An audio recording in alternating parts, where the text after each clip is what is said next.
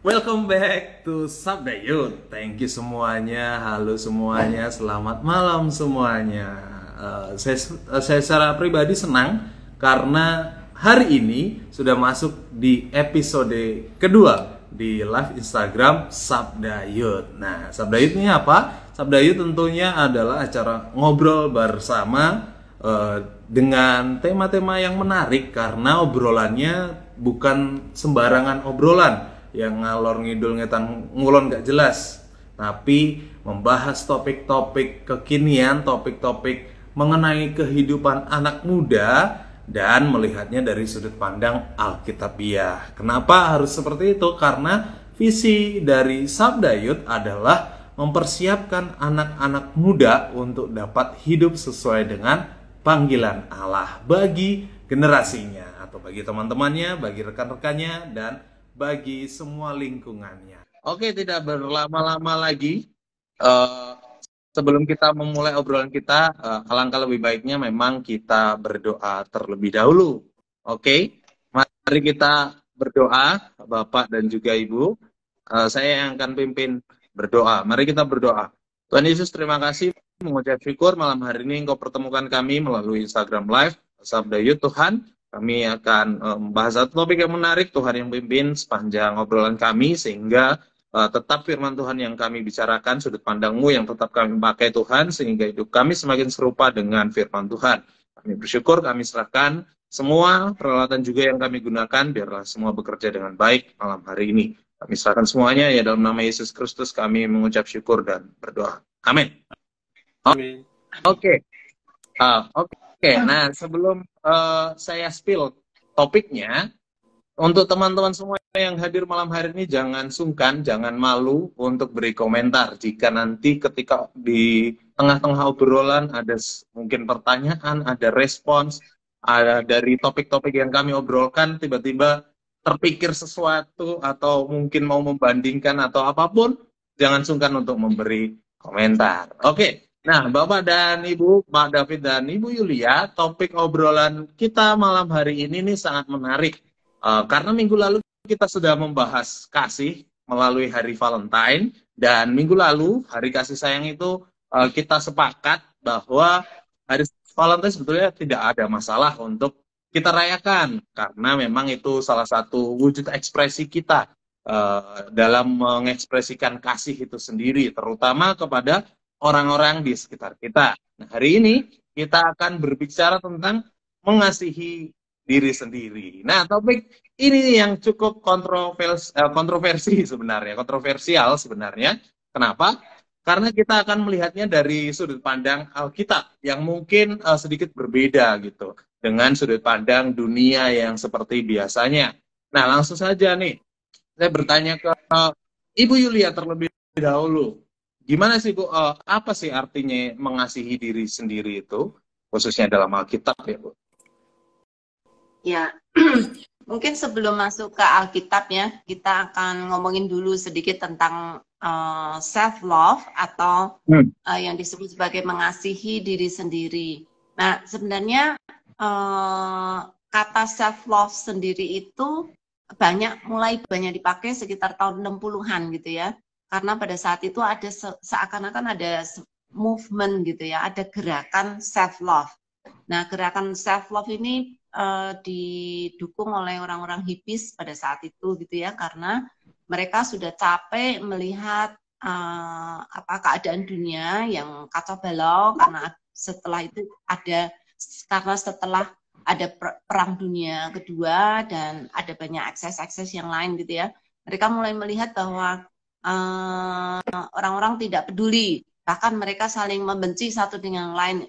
Itu sebabnya ada perang dunia 1, perang dunia 2 gitu ya, sehingga mereka mengumandangkan kata-kata self love gitu. Ayo kita peace, ayo kita berdamai, ayo kita saling mengasihi dan macam-macam.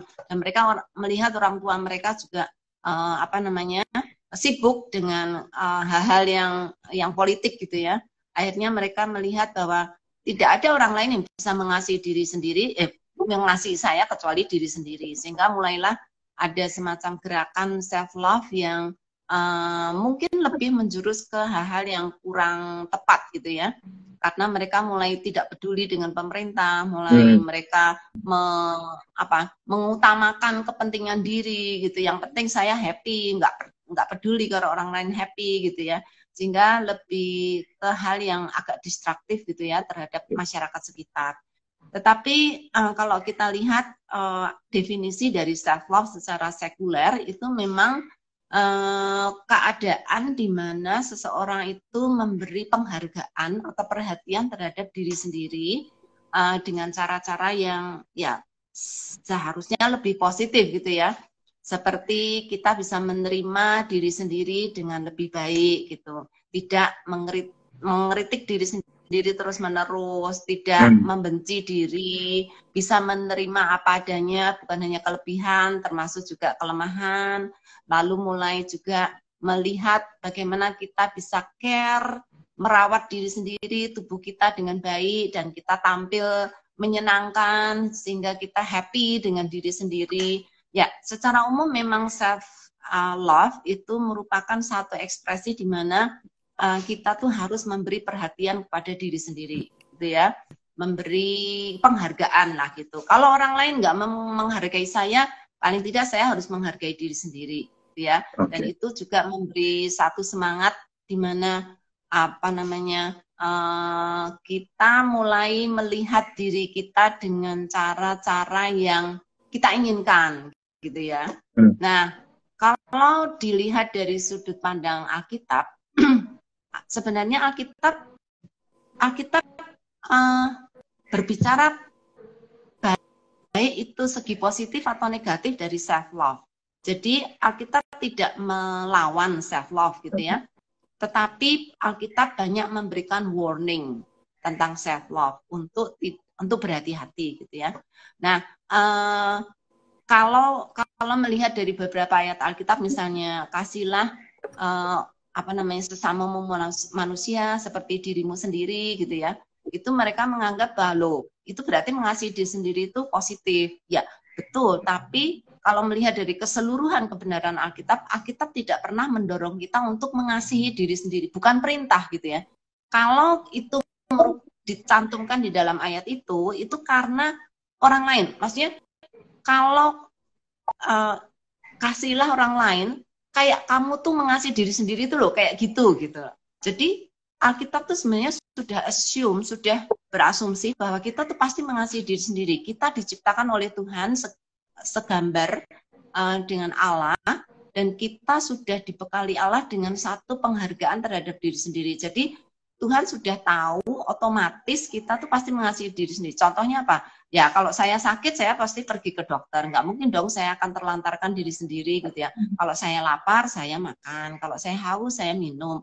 Kalau saya sedih, saya mencoba untuk menghibur diri. Jadi sudah built in di dalam hidup kita itu Tuhan memberikan rasa kasih itu secara natural, tapi tidak diperintahkan gitu. Karena Alkitab tahu ada bahaya yang besar kalau seseorang mengasihi diri sendiri tanpa base atau tanpa dasar yang benar. Sehingga ketika kita mengasihi diri sendiri, kalau kita bukan orang percaya, akhirnya kita akan menjadi self-centered. Kita menjadi hanya berpusat pada diri sendiri, dan akhirnya kalau lebih jauh lagi kita menjadi orang yang egois, hanya mikirin diri sendiri. Kita nggak peduli sama orang lain gitu ya. Nah, itu akses dari itu. Karena itu ketika kita mengasihi diri sendiri, kita harus berkata pada diri saya, bukan diri saya yang lama, tetapi diri saya yang sudah diperbarui oleh Tuhan. Kenapa saya diselamatkan oleh Tuhan? Itu artinya Tuhan mengasihi kita kan? Tuhan mengasihi diri kita untuk diperbarui dengan roh yang baru yang daripada Allah, sehingga kita diselamatkan untuk menjadi serupa dengan Dia, atau untuk menjadi alat yang Tuhan pakai untuk memberitakan firman-Nya, memberitakan kasih-Nya gitu ya. Aku jadi panjang lebar ini kayak khotbah, Re. Gak apa-apa. Ya, tapi pendek kata, pokoknya pendek kata, Alkitab itu berbicara tentang mengasihi diri sendiri, tetapi juga bahaya dari mengasihi diri sendiri. Jadi kalau kita kebablasan mengasihi diri sendiri, akhirnya kita menjadi orang yang sangat egois dan sangat hanya berpusat pada diri sendiri, self-centered. Mungkin bukan sampai ke egois, tapi menjadi self-centered. semua dunia harus dipandang dari sudut saya gitu ya. Dan itu sangat bertentangan dengan prinsip Kristen. Gitu dulu deh. Berarti ya, berarti mengasihi sesama seperti diri sendiri itu malah bukan perintah, Bu. Malah karena aku pikir perintah. Perintah untuk mengasihi orang lain, tapi tidak perintah untuk mengasihi diri sendiri. Jadi kita diperintahkan untuk mengasihi orang lain seperti. Jadi kita tidak diperintah kamu kasihlah diri sendiri. Kalau perintah itu kamu harus mengasihi diri sendiri. Itu tidak. Kamu mengasihi orang lain seperti kamu mengasihi diri sendiri. Jadi sudah diasumsikan kita pasti akan mengasihi diri sendiri gitu. Bukan berarti Alkitab mendorong kita untuk membenci diri, tidak. Tapi Alkitab tidak mendorong untuk melakukan self love yang salah gitu, yang tidak sesuai dengan perintah Tuhan. Ya, saya setuju, Bu. Karena sepanjang kita baca Alkitab dari awal sampai akhir berulang-ulang gitu ya, nggak pernah rasanya menemukan ayat yang bilang kasihilah dirimu sendiri, nggak ada gitu ya. Saya setuju, Bu. Ya. Ya, kasih Tuhan dan kasih orang lain ya, Pak ya. Ya, yang ada kasihilah sesamamu manusia seperti dirimu sendiri. Ya. Ya. Nah, itu ya bagian itu yang terkadang saya secara pribadi malah justru bertanya-tanya gitu. Kenapa harus sama seperti diri sendiri kalau itu bukan perintah? Bukankah kalau sama seperti diri sendiri itu berarti kita sedang perintah secara tidak langsung gitu? Kasihilah dirimu sendiri dulu, baru bisa mengasihi sesama. Bukankah seperti itu, Bu? Atau beda? Beda sih. Sebenarnya kita tidak bisa mengasihi orang lain kecuali kita sudah dikasihi oleh Allah. Kita bukan karena saya sudah mengasihi diri sendiri, bukan. Tapi karena saya sudah dikasihi Allah, maka saya bisa mengasihi orang lain. Karena di dalam diri saya tidak ada sumber kasih yang agung atau yang apa ya, yang sumber kasih yang tanpa pamrih gitu ya. Karena pada dasarnya setelah manusia jatuh dalam dosa, kita itu manusia yang hanya mementingkan diri sendiri, mencari aman sendiri, mencari nyaman sendiri gitu ya, nggak peduli sama orang lain. Karena itu Tuhan meminta kita untuk mengasihi orang lain. Kenapa? Karena kita sudah dikasihin Allah. Berarti kamu sudah punya kasih yang asli itu, yang dari Allah itu, sehingga kamu bisa. Kalau sebelum itu kita hanya bisanya mengasihi diri sendiri tok gitu. Oke, jadi poin utamanya di mengasihi Allahnya ya, Bu, bukan sama seperti diri sendiri itu ya. Ya, kita dikasihi oleh Allah. Oke. Nah, terkadang sering sekali mengasihi diri sendiri ini justru membuat kita yang mengasihi diri sendiri ini salah persepsi gitu, sampai akhirnya mengasihani diri sendiri. Nah, kalau menurut Pak David, apakah mengasihi diri sendiri dengan mengasihani diri sendiri ini sama gitu? Atau kalau sama, kenapa? Kalau beda juga, kenapa? Apa bedanya gitu? Kalau Cak Lontong itu bilang kan dari kata-katanya aja sudah beda ya. Itu mengasihi, yang satu lagi ada an-nya ya, mengasihani. Jadi beda. Dalam bahasa Inggris kan kalau mengasihi diri sendiri itu self-love. Dengan batasan-batasan tadi, mengasihinya di dalam Kristus ya. Lalu kemudian mengasihani diri sendiri itu self-pity. Jadi kasihan banget sama diri sendiri, tapi sifatnya itu emosional, pusatnya diri sendiri, seperti yang tadi sempat Ibu Yulia juga bilang ya, self-centered ya. Mengasihi diri yang self-centered, yang pusatnya diri sendiri, bukan Kristus, juga nggak keluar ke orang-orang lain. Dia nggak sempat buat memperhatikan orang lain, dia nggak sempat buat mengasihi orang lain, karena apa? Pusat kasihnya itu diri sendiri. Itu yang disebut dengan mengasihani diri sendiri.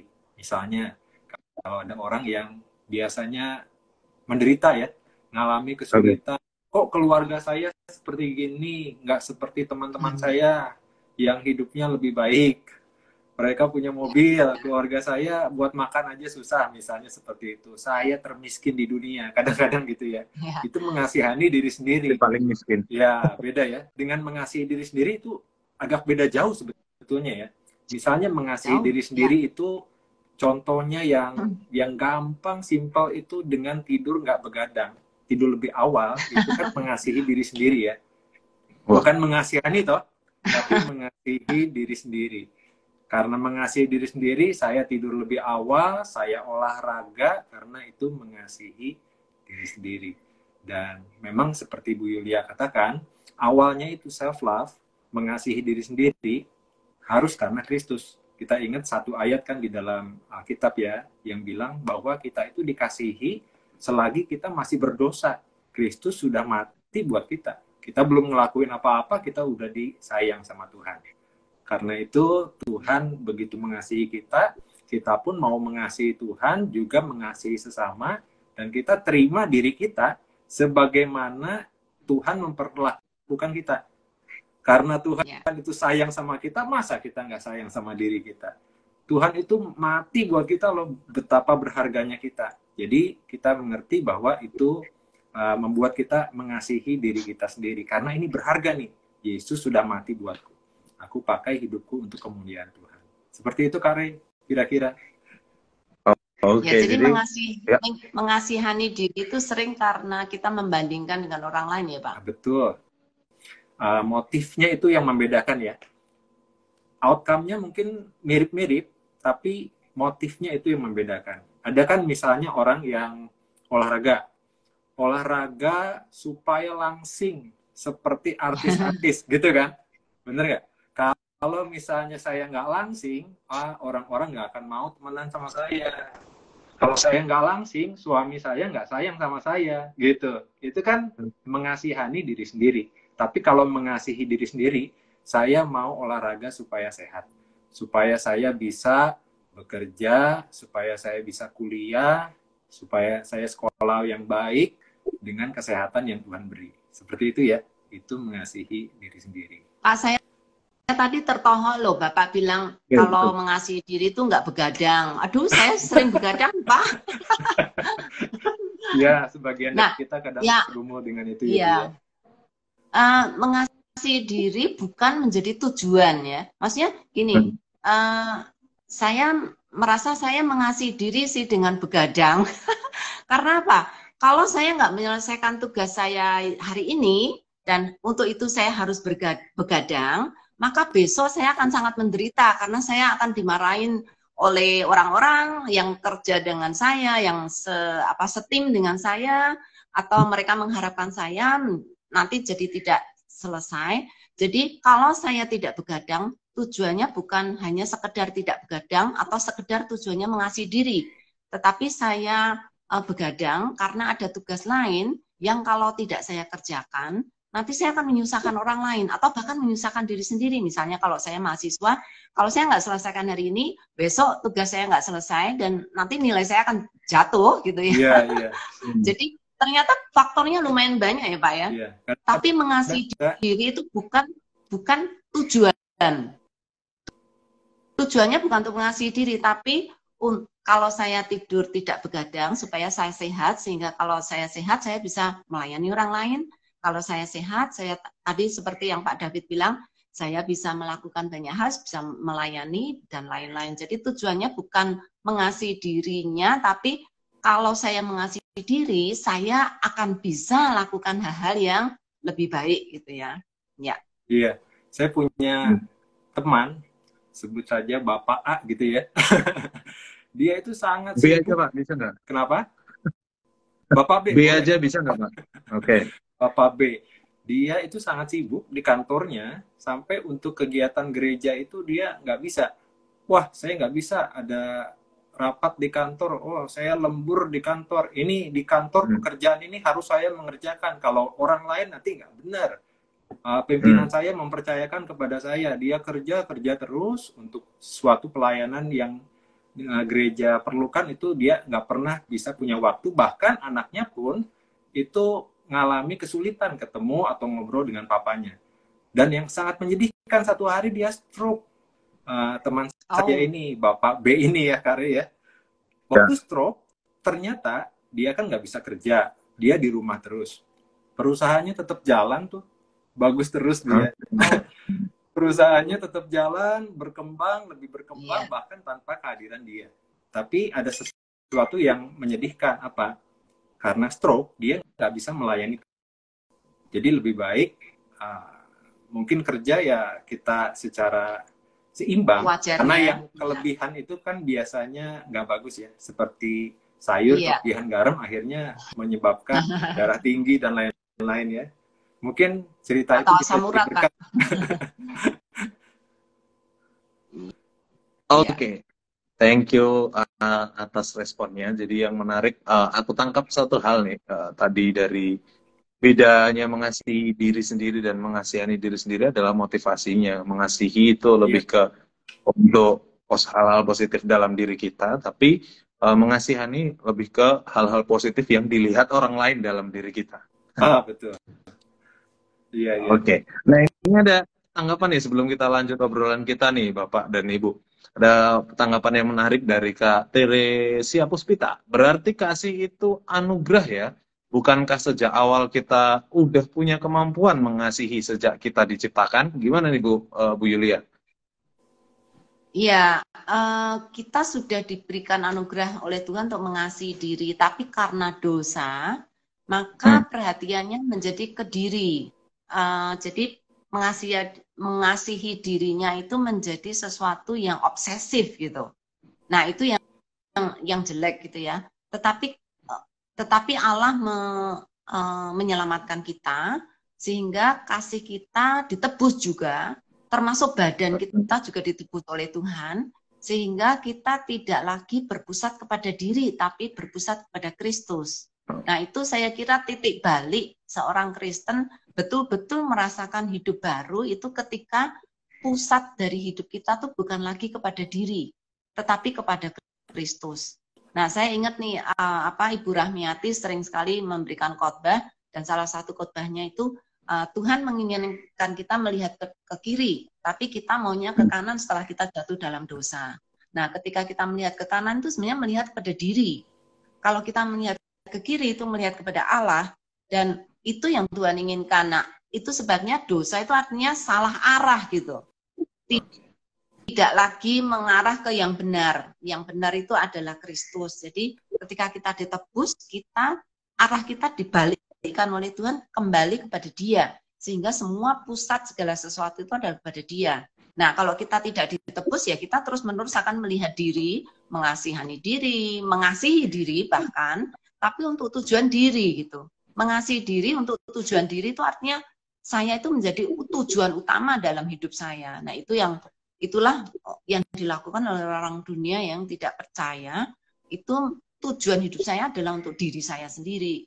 Saya mengasihi orang lain pun untuk diri saya sendiri. Jadi tujuan akhir itu yang menentukan kepada siapa sebenarnya kita tuh menunjukkan hidup kita. Nah, kalau dalam Alkitab kelihatan dari buahnya ya Bu. Buahnya sering menipu loh. Saya kira iya, harus hati-hati ya. Kita lihat buah kadang-kadang itu ada buah yang mekanikal atau buah palsu. Oke. Secara kasat mata manusia kadang kita tidak bisa melihat, tetapi dengan kacamata rohani Kristus kita bisa melihat apakah buah itu murni atau maksudnya asli atau tidak gitu ya. Buah itu bisa menipu loh, karena kita bisa membuat buah-buahan, maksudnya buah yang palsu. Oke. Gimana Pak David? Gimana Pak? Betul, setuju Bu Yulia. Ada buah yang palsu ya, atau buah yang kelihatannya, waduh, ini apel saya beli kelihatannya bagus, ternyata dalamnya ada ulat. Atau misalnya kita mengharapkan manis tapi ternyata asam gitu ya. Oke. Ya. Thank you. Ada pertanyaan lagi nih dari Kak Rode Pardede. Lantas bagaimana kita bisa mengasihi orang lain jika kita sulit mengasihi diri kita sendiri? Gimana nih Pak David? Menurut Pak David, gimana kita bisa mengasihi orang lain jika kita masih sulit mengasihi? Bereskan diri sendiri dulu ya, hubungan dengan Tuhan. Karena seperti keran air, selang itu kan bisa mengalir air dari satu ujung ke ujung yang lainnya kalau dua-duanya ada ininya ya, terbuka untuk mengalirkan air itu kan. Jadi menerima dulu baru bisa mengalirkan. Kita terima dulu kasih Tuhan dengan hubungan pribadi dengan Tuhan. Dan yang paling utama, ini saya contoh, pernah ada seorang kawan itu telepon saya, kok David tolong mami saya mau bunuh diri. Wah, oke, saya datang ke rumah ya. Waktu saya datang ke rumah, ketemu dengan maminya, wajahnya memang kusut. Dia mau bunuh diri dengan minum Baygon. Saya bilang, tante jangan bunuh diri, karena apa? Belum tentu mati pertama. Karena pernah ada kawan yang lain itu minum apa? Pembersih toilet itu, hasilnya nggak mati tapi masuk rumah sakit, khususnya bolong-bolong. Nah, jadi tante jangan berbuat yang seperti itu. Saya tanya sama tante waktu itu, tante doa nggak suka baca Alkitab, nggak juga, cuma hari Minggu di gereja suka dengar lagu-lagu pujian rohani atau menyanyi dan lain-lain, menyembah Tuhan. Oh, tidak. Jadi semua yang hubungan dengan Tuhan dia nggak lakukan, akhirnya dia nggak punya kekuatan, dia kering atau apa ya namanya, defisit rohaninya ya, tabungannya nggak ada. Dan akhirnya dia nggak mengalami kasih dari keluarganya juga mungkin, dan akhirnya terjadilah dia tidak punya kasih kepada dirinya sendiri, akhirnya mau menghilangkan nyawanya sendiri. Padahal di Alkitab kan dibilang bahwa kita ini gambar Allah ya, ngeri.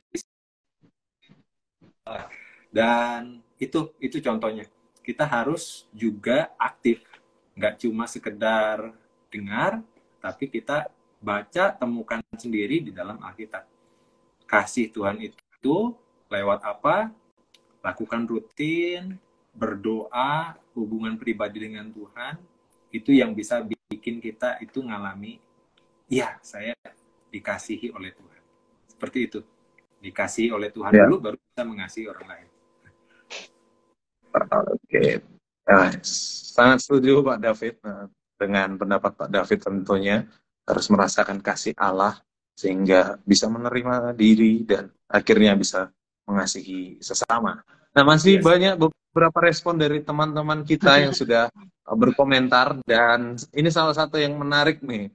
Semoga nanti dia masih ada dan bisa menyampaikan pendapatnya gitu. Dari Kak Julio Nathan, kenapa egois disamakan sama mengasihi diri sendiri yang berlebihan? Menurut saya itu adalah hal yang sangat jauh berbeda. Gimana nih Bu pendapatnya? Dan mungkin sebelum Ibu menyampaikan pendapat, kiranya Kak Julio juga bisa melanjutkan komentarnya. Kenapa bisa disebut berbeda gitu? Oke, silakan Bu.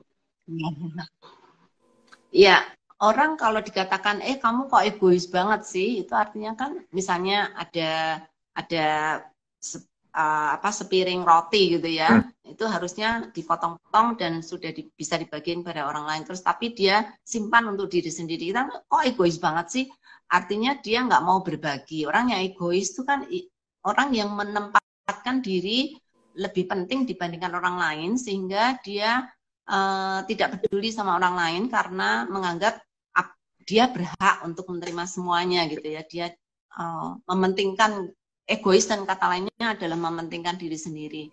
Orang yang mengasihi diri terlalu tidak pada porsinya atau dengan cara yang salah, itu dia akan lebih mementingkan diri sendiri daripada mementingkan orang lain gitu ya.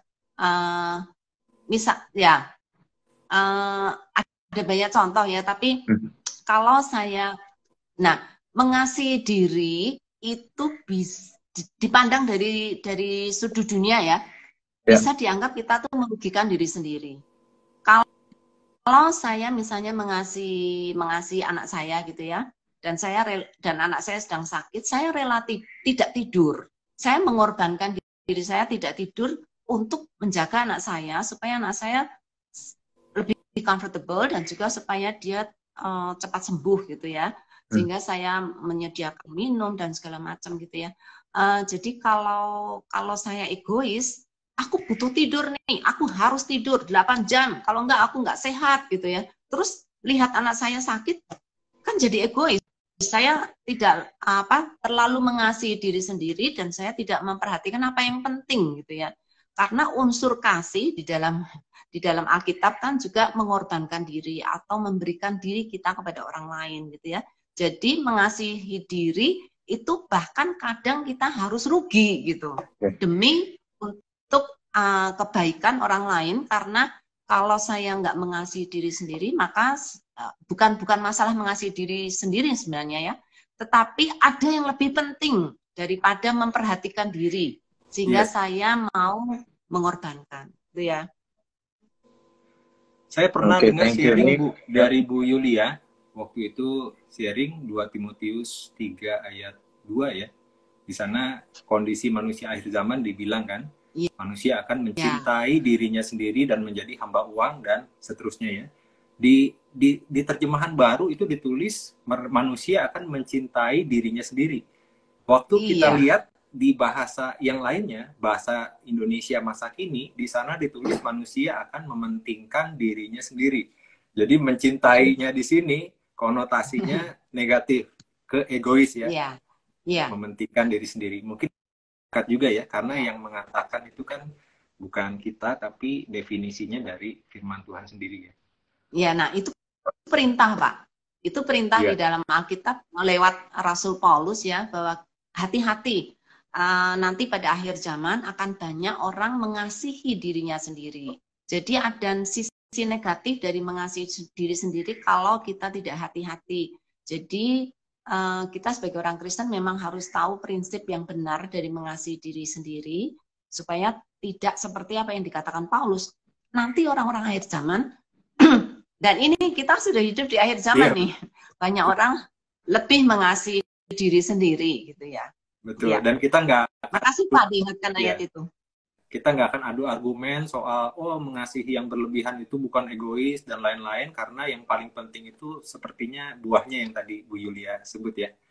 Istilah tidak mengapa berbeda, tapi yang paling penting itu kan gimana kita prakteknya ya. Ya. Oke, nah Kak Julio masih menanggapi rupanya. Yang dimaksud adalah kalau egois ya egois saja menurut saya. Kalau mengasihi ya mengasihi, tidak bisa diukur dengan berlebihan atau enggak. Ada tanggapan dari Bapak atau Ibu? Enggak, Pak. Mungkin kasus ya. Oke, nah itu yang menarik. Semua kita bisa berpendapat tentunya ya. Dan kita bisa setuju nggak masalah. Yang penting kita harus saling mengasihi, itu dia poinnya. Yes. Oke, pertanyaan selanjutnya dari Kak Gloria Loloangin.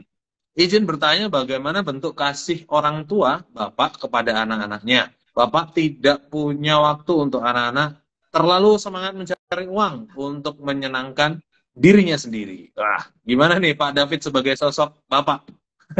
Ya, saya seorang Bapak dengan 2 anak ya. Dan kerja itu memang di diri seorang bapak itu kan wujud tanggung jawab ya, mengasihi orang lain, termasuk keluarga sendiri ya, paling utama istri dan anak-anak. Jadi kerja keras itu harus, tapi waktu itu adalah pemberian yang lebih dari uang, sekedar uang. Karena waktu hidup manusia itu kan seperti, ada yang menggambarkan seperti lilin yang akan habis dan gak akan pernah ada lagi gitu. Jadi waktu seorang ayah memberikan waktu kepada anak-anaknya dan istrinya, itu sama dengan memberikan hidupnya sebetulnya. Nggak bisa dinilai dengan uang. Karena dengan $1 juta pun, kita nggak bisa kembali ke 5 detik yang lalu gitu, nggak bisa. Semuanya berlalu. Jadi mungkin ayah-ayah ini perlu kita doakan, kita saling menyadarkan bahwa pemberian yang terbesar itu adalah waktu. Sesungguhnya, waktu bersama dengan keluarga. Kerja tetap harus menghasilkan uang, memperoleh berkat Tuhan harus. Tapi yang lebih penting dari itu, kerja yang baik dalam waktu yang ada ditetapkan, sehingga bisa punya waktu untuk keluarga juga. Ya, tapi ada satu hal yang ironis Pak di zaman digital ini ya. Banyak keluarga sering spend time together, memberikan waktu bersama-sama, tapi masing-masing main HP. Gimana tuh Pak? Ya. Itu topik lain ya. Jadi sebenarnya dia bersama-sama dengan anaknya. Loh, saya menemani dia, tapi dia main HP, saya main HP sendiri. Iya, yang saya lakukan main gamenya bareng Bu. Ya, Maksudnya satu tim ya. Kalau ya, game itu kan kadang-kadang ya, ada yang bisa satu tim ya. Ya, Bukan ya. masing-masing tapi bareng-bareng. Ya, jadi intinya quality time ya, Pak, Yes, bukan wasting time betul. atau bukan killing Ah, time, bukan betul. killing time, bukan wasting time, tapi quality time. quality time. Spending a Ya, quality time ya. Oke, setuju sih. Quality time juga bisa melalui HP karena memang dunia sudah digital, asalkan nggak main HP sendiri. Tapi kalau Iya, main HP-nya nonton Sabdayun boleh sih. iya. Nonton bareng ya. Ya. Oke, pertanyaan selanjutnya nih, Bu, dari Kak Samuel Ezra. Kalau suka kesel dengan diri sendiri gimana? Gimana nih, Bu? nah itu normal, Samuel. Saya juga suka kesel nih dengan diri sendiri, khususnya kalau saya melakukan kesalahan yang saya sudah tahu nih. Saya tahu Oke. itu salah, saya tetap lakukan itu. Kalau ingat itu, aduh kesel rasanya pengen cubit diri sendiri gitu ya. Bodoh sekali gitu. Saya sering ketika saya melakukan kesalahan yang seperti itu, saya akan bilang kepada diri stupid me gitu ya. Maksudnya udah tahu itu salah tetap dilakukan, itu artinya kan bodoh gitu. Saya Ya.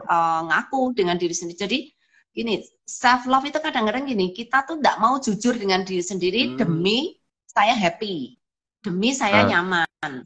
Jadi akhirnya tidak Oke. berani mengkritik diri sendiri, itu sebenarnya bentuk dari penyangkalan diri yang tidak baik ya.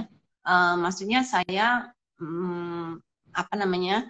Saya kalau ingin improve, saya ingin lebih baik, saya harus juga berani mengkritik diri sendiri. Yes. Tapi tidak boleh dengan cara yang apa namanya tidak sehat. Nah, saya nggak tahu Samuel ya, kesel dengan diri sendiri alasannya kenapa gitu ya. Kalau hanya kesel karena kesel ya itu nggak baik. Tapi kalau kesel karena kita melakukan kesalahan diri sendiri, saya kira itu wajar dan baik. Itu artinya kita akan memperbaiki diri sendiri.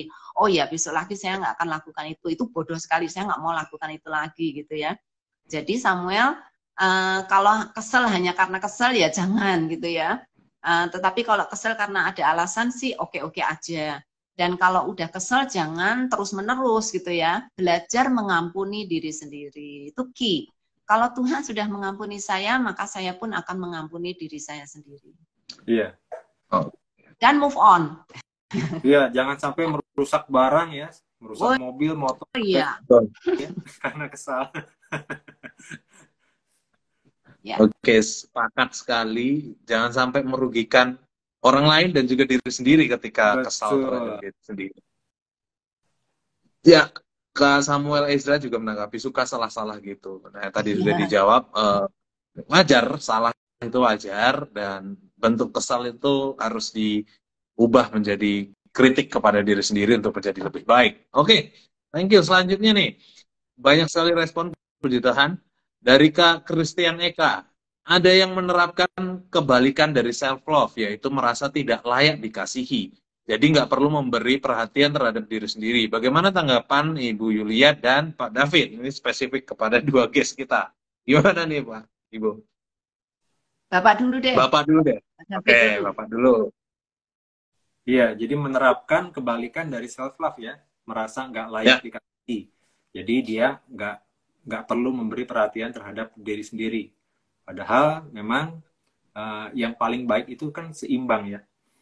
Karena kasihilah sesamamu manusia seperti dirimu sendiri, itu artinya kita sudah tahu bagaimana cara memperlakukan diri kita dengan kasih Tuhan ya tentunya. Ya. Kita juga bisa memperlakukan orang lain dengan standar yang Tuhan berikan itu ya, kasih agape. Jadi diperhatikan dulu sama Allah. Kita dilayakan dulu, baru kita bisa membantu orang lain supaya juga merasa dikasihi oleh Tuhan. Walaupun orangnya mungkin nggak layak buat dikasihi, tapi kita mengasihinya karena saya pun gitu kok. Saya nggak layak dikasihi tapi sama Tuhan. Seperti itu ya dari saya. Oke, Ibu ya, ada tanggapan? Ya, kadang-kadang orang yang merasa tidak layak itu karena intimidasi dari setan. Ini asumsi saya dia orang Kristen ya. Kalau seorang Kristen, maka dia akan memiliki identitas baru di dalam Kristus. Karena kadang gini, merasa tidak layak kan macam-macam ya. karena ada kekurangan dari diri sendiri, ada kecacatan dari diri sendiri, ada kebodohan, maksudnya dibandingkan orang lain saya tidak sepintar dia gitu, atau karena dia miskin, tidak punya uang, dia membandingkan diri sendiri dengan orang lain, jadi merasa diri itu nggak sebaik orang lain gitu ya. Nah, itu obat yang paling manjur adalah menerima Kristus sebagai juru selamat. Karena ketika kita menerima Kristus sebagai juru selamat, maka kita akan diberikan identitas baru di dalam Tuhan. Nah, identitas baru inilah yang akan menjadi tameng kita gitu ketika kita diintimidasi oleh setan. Jadi kalau misalnya kamu jelek misalnya ya, mukamu hitam jelek gitu, kamu nggak secantik ini atau segala macam gitu ya, maka kita bisa berkaca dengan firman Tuhan bahwa Tuhan mengasihi saya bukan karena kulit, bukan warna kulit, bukan bentuk badan dan lain-lain, tetapi Allah mengasihi saya karena saya dikasih oleh Tuhan gitu ya. Jadi kalau kita merasa rendah diri, maka kita harus berkaca kepada firman Tuhan bahwa Tuhanlah yang menganggap saya layak gitu ya. Dan saya akan menjadi orang yang menyenangkan hati Tuhan, sehingga saya tidak akan menuruti apa yang setan selalu intimidasikan kepada saya. Nah, sering banget, bahkan salah satu kasus bunuh diri itu adalah karena intimidasi dari setan. Oh, kamu tuh gimana, kamu tuh kenapa sih kayak gitu, kenapa kamu tuh nggak sebaik dia, kenapa ya, banyak tuntutan-tuntutan yang tidak reasonable dari setan, yang membuat kita tidak bisa menerima diri sendiri dengan baik. Nah, ketika kita diterima oleh Tuhan, nah itu menjadi kunci kebenaran. Aku tidak peduli apa yang orang lain katakan, tapi Allah menerima saya dan saya akan menjadi anak Allah yang terus-menerus akan diperbaiki oleh Kristus. Gitu ya. Jadi teman-teman semua, kamu dikasihi oleh Allah. Luar biasa ya, di dalam Kristus. Puji Tuhan. Wah, agak macet-macet nih suaranya Pak David. Oh iya. Putus-putus ya. Iya. Kita semua dikasihi oleh Allah. Semua yang di live IG ini ya. Amin. Amin. Thank you. Nah, ada respon dari Kak Christian Eka. Teks penjelasannya Ibu Yulia dan Pak David. Seringnya faktor lingkungan yang mengharapkan mereka untuk terus-menerus berkorban dan mengabaikan diri, sehingga mereka merasa tidak layak dikasihi. Betul sekali, Kak Christian, sepakat dengan hal itu. Nah, masih ada beberapa pertanyaan, mungkin kita bisa mempercepat juga ya, karena waktu kita terus mengejar nih. Nah, pertanyaan selanjutnya dari Kak Cindy. Shalom, saya mau bertanya bagaimana yang harus kita ambil ketika kita melihat saudara kita itu sudah diberkati atau dilantik untuk menjadi pelayan Tuhan, tetapi kesehariannya tidak menunjukkan ada kasih. Gimana nih Bu Yulia? Waduh, maksudnya pertanyaannya apa? Maksudnya apakah kita suruh protes gitu? Maksudnya kalau ada orang yang mendapat jabatan tetapi dia tidak layak dengan jabatan itu karena keadaan dia gitu ya? Atau sifat mungkin dia yang curhat banyak orang seperti ini Bu, kadang-kadang ya. Iya, memang sih sering menjadi batu sandungan ya Pak David ya, orang-orang yang seperti ini ya. Iya. Terus maksudnya yang pertanyaannya kita disuruh apa gitu? Ya, apa yang bisa kita ambil atau langkah-langkah mungkin menegur kah atau apa gitu yang tetap menunjukkan kasih. Seberani apa saudara menegur? Maksudnya posisi saudara di mana gitu ya? Kita harus sadar juga sih, kadang kalau dia jauh lebih tua dari kita, ya mungkin suara saya tidak akan didengar. Jadi harus pakai strategi ya. Memang itu tidak baik, bukan berarti bahwa kita setuju dengan dia gitu. Tapi kan kita semua juga ada dalam proses ya. Siapa tahu ketika dia dipilih untuk menjadi ini, mungkin pelan-pelan dia akan mengalami kesadaran karena dia harus mempertanggungjawabkan diri gitu ya, bertanggung jawab pada Tuhan untuk jabatannya, untuk dirinya sendiri. Siapa tahu dengan itu Tuhan sedang memproses dia.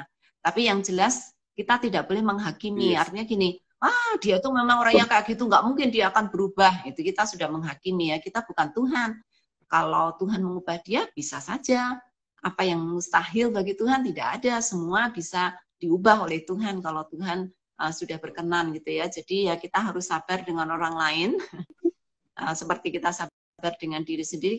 Diri sendiri kan juga selalu punya kelemahan ya, yang enggak orang kita suka blind spot gitu, nggak melihat kesalahan diri sendiri, kekurangan diri sendiri, tapi kita lebih gampang melihat kesalahan orang lain. Jadi kadang kita harus kalau dia teman baik ya kita bisa memberi nasihat, kita bisa mendorong, kita bisa menolong dia gitu ya.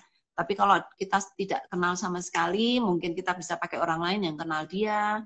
Tapi yang jelas kita bisa berdoa untuk dia, Tuhan yang memakai situasi apa saja, siapa saja untuk menolong dia. Ya, yang penting jangan menghakimi lah. Ya, iya, tetap menghormati ya.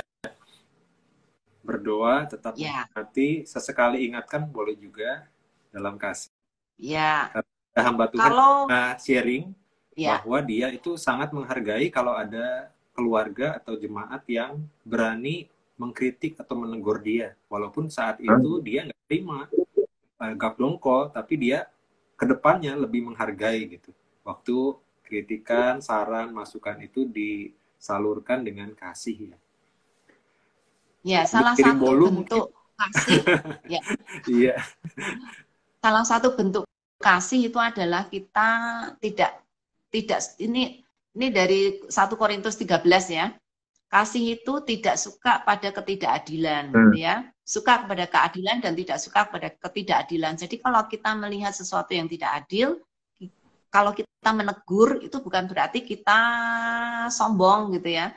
Itu bentuk kasih kita juga kepada orang lain untuk menunjukkan bahwa itu tidak adil gitu ya.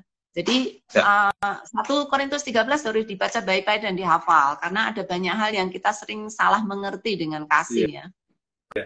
Oke, thank you Bapak Ibu. Intinya doakan dan tegur dengan kasih dan hikmat tentunya. Jangan takut untuk menegur, tetap dengan sopan santun. Pertanyaan selanjutnya dari Kak Putri nih, Pak, untuk Pak David lah. Tadi sudah Ibu. Kak, bagaimana cara untuk bangkit dari keterpurukan dan lewati beban yang sangat berat di saat hidup seperti tidak ada arah dan harapan? Wah, ini pertanyaan yang luar biasa. Silakan Pak David, gimana nih supaya bisa bangkit dari keterpurukan? Dari pengalaman pribadi itu, kalau mau menangis, menangislah. Karena memang Tuhan Yesus pun menangis. Itu jalan keluar pertama yang Tuhan sediakan ya. Kita menangis, tangisi dosa-dosa kita, tangisi kegagalan kita, nggak masalah. Tapi ingat juga bahwa di saat menangis itu, Tuhan mengerti bahasa tetesan air mata. Dan yang kedua juga, waktu kita terpuruk, kita ingat bahwa waktu sudah di dasar kita bisa melompat ya. Waktu di dasar kita bisa melompat. Dan itu Tuhan lakukan kan. Waktu kita benar-benar terpuruk, artinya kita tidak berdaya, kita bisa merasakan bahwa ini nih, saat ini, saya nggak berdaya Tuhan sama sekali, tapi saya punya Tuhan yang jadi harapan saya, satu-satunya andalan saya. Tuhan tolong nyatakan di dalam hidup saya saat ini Tuhan. Saya nggak mampu tanpa Tuhan. Saya mau bersama-sama dengan Tuhan. Rasanya penyerahan seperti itu yang justru malah membuat kita bisa bangkit dari keterpurukan. Kita mengakui ketidakberdayaan kita, dan kita hanya bisa hidup, bernafas, segala sesuatu, karena ada Tuhan yang memegang tangan kita. Mungkin itu yang bisa saya sharingkan. Tetap semangat, Tuhan memberkati ya. Ya, mantap. Saya akan kasih kesimpulan dari kata-kata Pak David ya. Ketika kita angkat tangan, Tuhan akan turun tangan menolong kita. Amin. Kadang kita tidak rela untuk angkat tangan gitu ya, maksudnya berdoa minta pertolongan Tuhan sehingga sulit Tuhan menolong. Tetapi ketika kita angkat tangan, Tuhan akan turun tangan. Iya. Ya. Cerita kepada orang yang tepat juga, saudara seiman yang kuat, rohaninya itu juga bisa membantu ya. Sahabat kita atau komunitas kita itu bisa membantu. Baru cerita itu sudah kan beban kita setengahnya. Apalagi waktu didoakan dan mungkin mereka pun punya solusi untuk keterpurukan kita ya. Amin. Ya, sepakat memang yang mendasar jujur di hadapan Tuhan, akui segala sesuatunya sehingga Tuhan yang turut campur tangan, dan jangan lupa sharing kepada orang yang tepat, karena memang dengan sharing aku secara pribadi pun ketika sharing kepada orang lain, aku pun merasa ada kelegaan gitu. Iya, Itu juga penting. Nah, ya. oke. Kamu bisa, Putri. Ya, ya Pak. Gimana Pak? Iya, kamu bisa, Putri. Ya, kamu bisa Putri. Semangat. Oke. Dari Kak RC tadi ucapkan terima kasih atas sarannya. Kak Putri juga ucapkan terima kasih. Nah, waktu kita semakin mepet karena kita sudah nggak terasa 45 menit lebih nih ternyata. Bahkan 55 menit kita sudah ngobrol dan juga sharing terhadap respon teman-teman semua yang hadir malam hari ini. Nah, masih ada beberapa pertanyaan nih. Mungkin kita akan tuntaskan secara singkat karena nanggung sekali kalau kita tidak mengetahui hal ini. Nah, menurut Bu Yuliani, bagaimana kita bisa mengasihi diri sendiri, tetapi juga tidak terjebak terhadap mengasihani diri sendiri? Ya, eh, saya selalu berkaca kepada firman Tuhan karena Ya. saya punya apa ya? Saya tahu kelemahan saya bahwa ketika saya mulai berpikir dengan pikiran saya sendiri, maka saya akan selalu menjadi salah arah gitu. Karena itu saya berpegang pada firman Tuhan untuk menuntun saya, menuntun hidup saya. Jadi ketika saya mengasihi diri sendiri, saya harus tahu tujuannya untuk apa gitu ya. Kadang Tuhan yang meminta saya untuk mengorbankan diri saya untuk orang lain, gitu ya. Dan itu menjadi satu hal yang baik. Jadi kalau mengasihi diri sendiri terus, oh saya nggak mau berkorban karena nanti saya nggak mengasihi diri sendiri, wah itu salah, gitu ya. Kalau Tuhan menginginkan saya mengorbankan waktu saya, mengorbankan uang saya, mengorbankan apa yang saya punya, gitu ya, untuk menolong orang lain, itu artinya bukan saya tidak mengasihi diri sendiri, tetapi justru Tuhan ingin memakai saya untuk saya bisa mengasihi orang lain. Karena kalau pas saya kekurangan, saya juga ingin ditolong. Maka kalau ada orang kekurangan, saya harus juga bisa menolong orang lain. Apa yang kamu ingin orang lain lakukan pada kamu, lakukanlah itu kepada orang lain. Sehingga itu menjadi satu cerminan. Jadi banyak ayat-ayat firman Tuhan yang menolong saya untuk selalu melihat apa sih yang Tuhan inginkan, gitu ya. Karena Kristus sendiri mengorbankan dirinya. Kalau Kristus saat itu, wah jangan dong, ini nyawa saya satu-satunya gitu ya. Masa saya korbankan untuk orang lain? Wah, kita semua binasa deh. Tetapi Kristus mau merugikan diri sendiri, itu juga salah satu bentuk kasih ketika kita mengasihi orang lain. Jadi jangan takut mengorbankan diri untuk orang lain kalau itu memang dikehendaki oleh Tuhan, gitu ya. Jadi apa namanya? Kalau saya mulai mengasihani, tadi Pak David bilang kalau saya mulai pitying myself gitu ya, dengan cara merendahkan diri saya dan saya tidak mau berusaha, ya saya harus hati-hati gitu ya. Saya ingin mengasihi diri saya sebagaimana Tuhan mengasihi saya. Tapi mengasihi diri itu bukan tujuan. Tuhan tidak pernah memberikan tujuan manusia itu untuk mengasihi diri sendiri, bukan tujuan. Tetapi menjadi sarana. Kalau saya mengasihi diri, supaya saya bisa mengasihi orang lain, gitu ya, karena Tuhan sudah mengasihi saya. Iya, waspada jebakan Batman ya. Ya. Hati-hati, jangan sampai terjebak teologi kemakmuran. Kita selalu pengen yang enak-enak saja, tapi juga jangan terjebak teologi kemiskinan. Kita mau yang susah-susah terus gitu ya. Kita perlu seimbang sesuai dengan kehendak Tuhan bagi kita ya. Ya. Berarti ketika kita berkorban untuk orang lain atau untuk pekerjaan atau untuk apapun lah yang mungkin orang lain inginkan, itu bukan berarti kita tidak mengasihi diri sendiri ya Bu? Ya, tergantung ya. Nah, itu tidak bisa dijadikan doktrin ya. Maksudnya tergantung. Kalau misalnya saya mengorbankan diri untuk dia, misalnya saya mengorbankan uang saya untuk saya kasih teman, ternyata dia hanya untuk beli rokok, ya saya nggak mau lah. Mengorbankan diri saya, mengorbankan uang saya untuk sesuatu yang saya tahu itu baik gitu untuk dia, saya akan lakukan. Tapi kalau itu merugikan dia, ya saya akan bantah mati-matian gitu. Nggak boleh kamu lakukan itu, kamu nggak boleh begini gitu ya. Itu bentuk kasih saya kepada dia supaya dia tidak menghancurkan diri sendiri. Jadi kasus per kasus ya Bu ya? Iya. Iya Pak. Oke, tidak bisa disamaratakan. Menarik. Oke, thank you Ibu.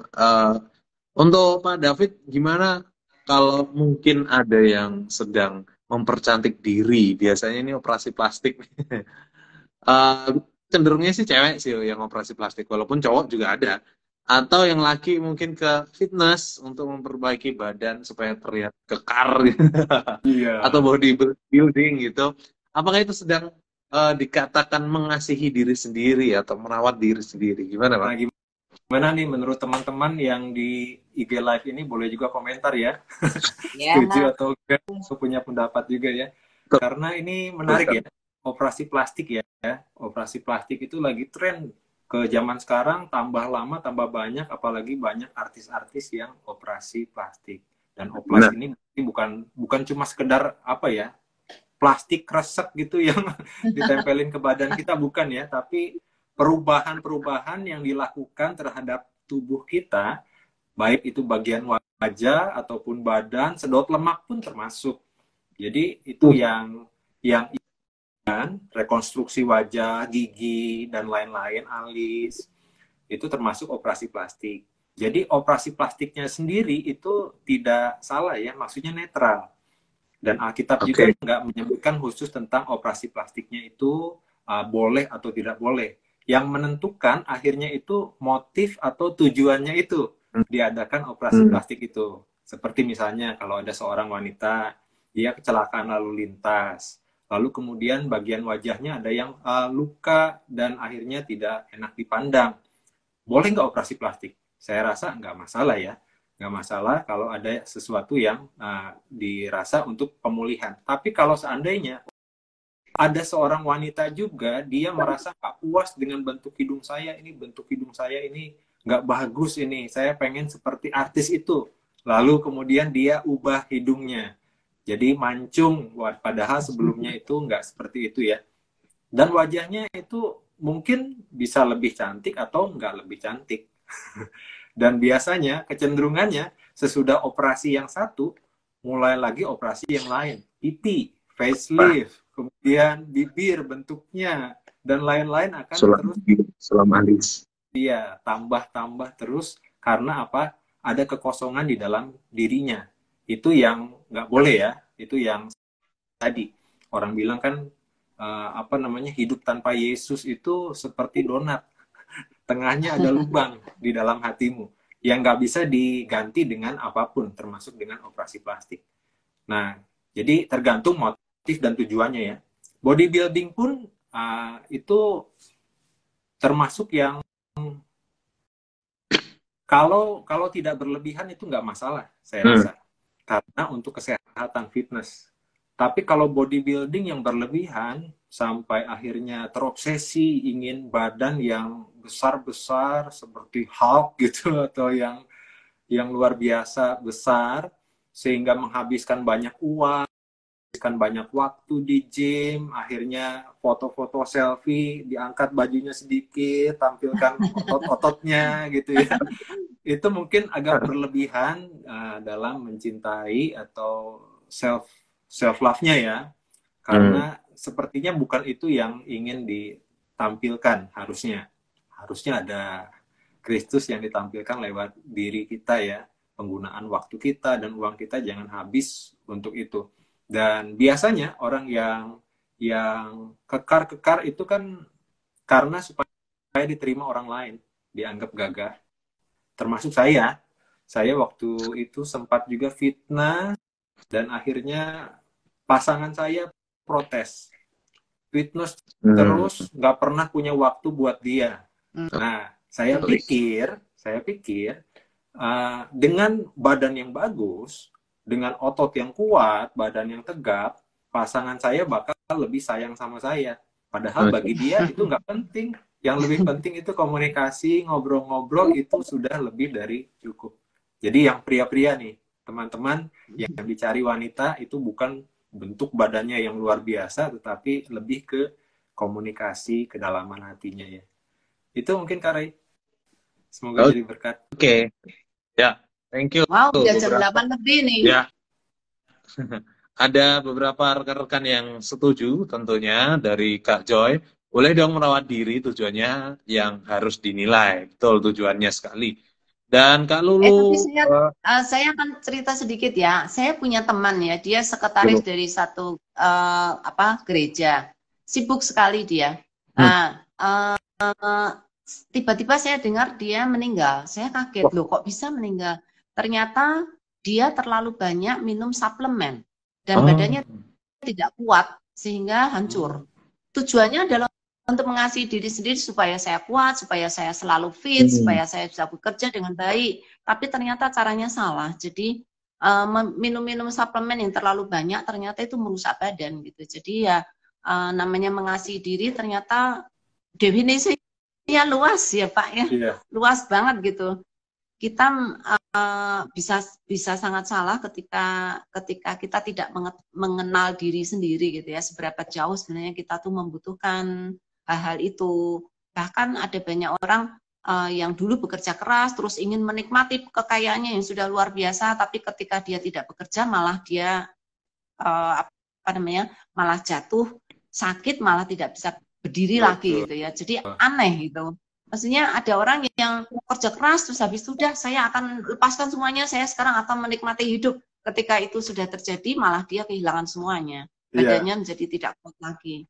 Ya, jadi Ya, aneh bin ajaib. betul. iya. Kalau lu juga menanggapi seperti Oplas itu menurutku berhala kepada diri sendiri, tidak pernah puas dengan anugerah yang sudah Tuhan berikan. Betul sekali. Nah, ternyata menarik ya bahwa mengasihi diri sendiri itu tidak sesimpel yang kita definisikan, kita merawat tubuh atau hanya sebatas itu gitu. Tapi jauh lebih luas lagi. Nah, oleh sebab itu penting sekali mendasarkan pengertian mengasihi diri sendiri ini kepada firman Tuhan. Karena saya bertanya untuk yang terakhir kalinya ini, untuk Pak David dan Ibu Yulia, dasar-dasar firman Tuhan seperti apa yang harus kita miliki untuk mengasihi diri sendiri dengan benar? Pak David dulu, gimana ini Pak? Iya. Kalau dari saya, patokannya itu kembali ke hati ya. Di Amsal dikatakan, Amsal 15 ayat 15, hari orang berkesusahan buruk semuanya, tetapi orang yang gembira hatinya itu selalu berpesta. Jadi lebih baik hati kita itu yang dirawat, kita kasihi diri berdasarkan firman Tuhan, sehingga yang lain-lain yang di luar itu bisa bisa baik juga ya, dan kita bisa mengasihi orang lain. Dan kalau ayatnya yang tentang itu, tentang Tuhan yang sudah mengasihi kita, kan yang paling penting itu 1 Korintus 7 ayat 23 ya. Kamu telah dibeli dan harganya telah lunas dibayar. Karena itu Ya. janganlah kamu jadi hamba manusia. Kamu telah dibeli dan harganya telah lunas dibayar, karena itu muliakanlah Allah dengan tubuhmu. Jadi fokusnya itu bukan merawat tubuh kita untuk kesenangan kita sendiri, tapi merawat tubuh kita untuk kemuliaan Allah. Oh, Setuju oke, Pak. thank you Pak David. Setuju sekali. Ibu Yulia? Sebenarnya saya ingin mengutip juga ayat yang Pak David katakan, tapi Pak David sudah, jadi saya akan ambil dari Roma 12 ayat 1 dan 2. Oke. Karena itu saudara-saudara, dengan kemurahan Allah, aku menasihatkan kamu supaya kamu mempersembahkan tubuhmu sebagai persembahan yang hidup, kudus, dan berkenan kepada Allah, dan itulah ibadahmu yang sejati. Jangan kamu menjadi serupa dengan dunia ini, tetapi berubahlah oleh pembaruan budimu, sehingga kamu dapat membedakan manakah kehendak Allah, apa yang baik, yang berkenan kepada Allah, dan yang sempurna. Jadi sekali lagi harus mendapatkan pembaharuan budi melalui firman Tuhan supaya saya bisa membedakan, karena ternyata tadi Ray bilang tidak sesimpel mengasihi diri sendiri, itu tidak sesimpel apa yang selama ini kita tahu gitu ya, terlalu kompleks dan banyak faktor, banyak kasus gitu ya. Tetapi kalau saya berkaca dengan firman Tuhan, saya akan bisa membedakan mana yang benar dan mana yang tidak benar sesuai dengan firman Tuhan. Itu. Yes. Tuhan kasih hikmat ya. Bapak Ibu. Ya, terima kasih, obrolan kita sangat panjang, 1 jam lewat ini ternyata, dan sungguh menarik malam hari ini. Oleh sebab itu sebelum kita berpisah kembali ke aktivitas kita masing-masing, apakah ada mungkin sedikit pesan atau closing statement dari Bapak David dan Ibu Yulia sebelum kita berpisah nih, Bu. Dari Ibu Yulia terlebih dahulu, silakan Bu. Ya, mengasihi diri sendiri sesuai dengan sudut pandang Alkitab itu boleh, gitu ya. Tapi mengasihi diri sendiri bukan tujuan, tapi sebagai sarana untuk saya boleh memuliakan Tuhan. Itu aja sih. Ya. Oke, thank you Bu Yulia. Pak David, silakan. Ya, kamu karena Allah sudah mengasihi kamu sewaktu kamu masih berdosa. Kamu dikasihi bukan supaya kamu cinta dirimu sendiri secara egois, tetapi supaya kasih Tuhan itu bisa kamu salurkan kepada orang-orang lain di sekitarmu. Supaya setiap orang di sekitarmu bisa juga mengenal Tuhan Yesus yang sudah mengasihi kamu dengan luar biasa. Semoga jadi berkat ya. Amin. Thank you Pak David, Ibu Yulia yang sudah hadir malam hari ini memberkati kita semua yang nonton hari ini. Dan kiranya semua yang nonton malam hari ini mendapatkan berkat melalui obrolan kami, obrolan mengasihi diri sendiri. Dan kiranya kita semua yang nonton malam hari ini dapat mengasihi dengan benar secara alkitabiah tentunya, dengan dasar firman Tuhan yang baik. Oke, sekali lagi terima kasih Pak David dan Ibu Yulia sudah bersedia menjadi guest dan menemani saya dalam obrolan sepanjang 1 jam lebih ini, kurang lebih. Terima kasih banyak. Terima kasih semua. Sebelum kita berpisah, alangkah lebih baiknya kita akhiri juga dengan doa. Minta dengan kasih Pak David Tobias boleh berdoa, memimpin kita dan menutup acara kita malam hari ini. Kita berdoa. Tuhan Yesus, terima kasih untuk pengorbananmu di kayu salib. Engkau mengasihi kami selagi kami masih berdosa. Ampuni dosa-dosa kami, Tuhan. Kami terima karyamu di salib.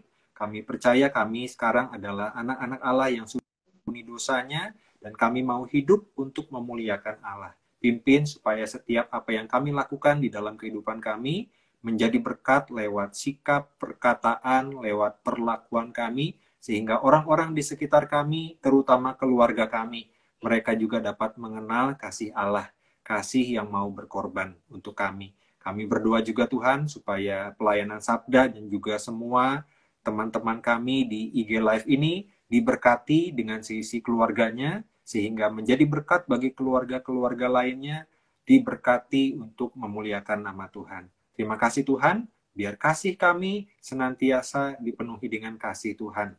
Sampai kedatangan kedua kalinya kami mau menceritakan kasih-Mu di dalam nama Yesus Tuhan dan Juru Selamat kami yang hidup.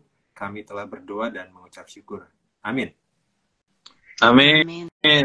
Thank you Pak David, Ibu Yulia. Sama-sama. Sampai jumpa lagi. Thank you semua. Mulai selamat malam. Selamat aktivitas. Ya. Berkati Oke, Kak Rey. Siap. Thank you semua yang sudah hadir. Semua. Selamat malam.